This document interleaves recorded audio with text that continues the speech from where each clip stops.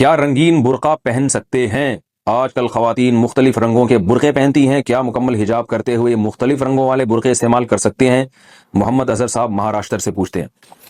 دیکھو، برقعے کا مقصد ہوتا ہے عورت اپنے آپ کو چھپائے، کیونکہ اللہ نے عورت کے جسم میں ایک اٹریکشن رکھی ہے، تو مرد اس کی طرف مائل ہوتے ہیں، اس سے فتنے کا اندیشہ ہوتا ہے۔ ایک ہی راستہ اللہ نے دیا ہے، نکاح کا، شادی کا، تو وہ تو آج کل مردوں چھوڑ دیے، گرل فرینڈ کا رواج بڑھتا چلا جا رہا ہے، تو اس لیے اللہ نے عورت کو حکم دیا وہ اپنے آپ کو کسی چادر سے ڈھانپے۔ یدنین علیہن من جلابیبہن، مسلمان عورتوں کو حکم دیا گھر سے باہر نکلیں تو اپنے اوپر چادریں ڈالا کریں۔ وہ سلی ہوئی چادر کو برقع کہا جاتا ہے۔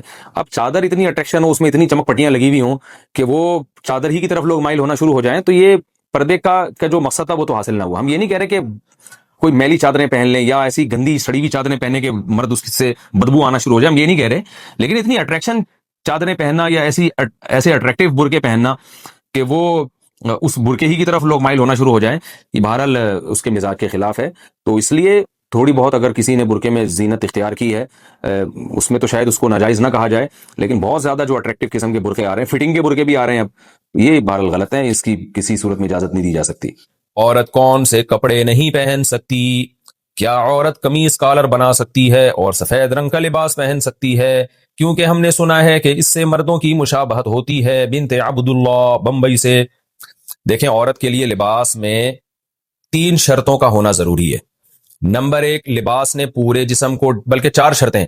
نمبر 1، لباس نے پورے جسم کو ڈھانپا ہوا ہو۔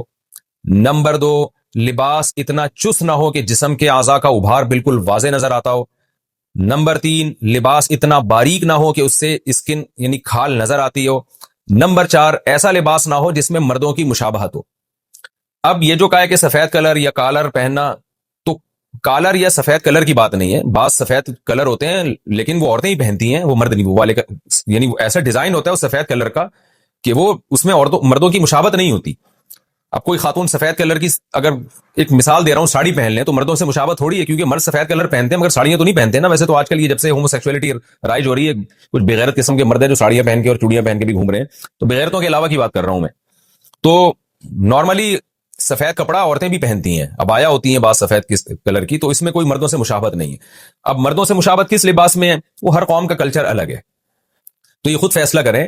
اس کا آسان طریقہ یہ، کوئی بھی ایسا ڈریس پہنے جو دیکھنے میں فوراً لگ رہا ہو کہ بھئی یہ تو مرد پہنتے ہیں، تو وہ عرف فیصلہ کرے گا۔ اب ہر جگہ کا عرف الگ ہے، تو میں کوئی ایک جنرلی فتویٰ نہیں دے سکتا کہ یہ والا ڈریس پہنے یہ نہ پہنے، تو وہاں کا عرف دیکھ لے کیا عرف چل رہا ہے تو اسی حساب سے فیصلہ کریں۔ بھئی بمبئی میں کیا چل رہا ہے مارکیٹ میں، یہ چونکہ بنت عبداللہ نے بمبئی سے پوچھا ہے، تو بمبئی کی مارکیٹ میں کیا چل رہا ہے، بھئی آپ وہاں بمبئی کی مارکیٹ میں دیکھ لیں کہ کون سے کپڑے ایسے ہیں جن کو پہننے سے مردوں کی مشابہت ہوتی ہے، کون سے کہ نہیں ہوتی۔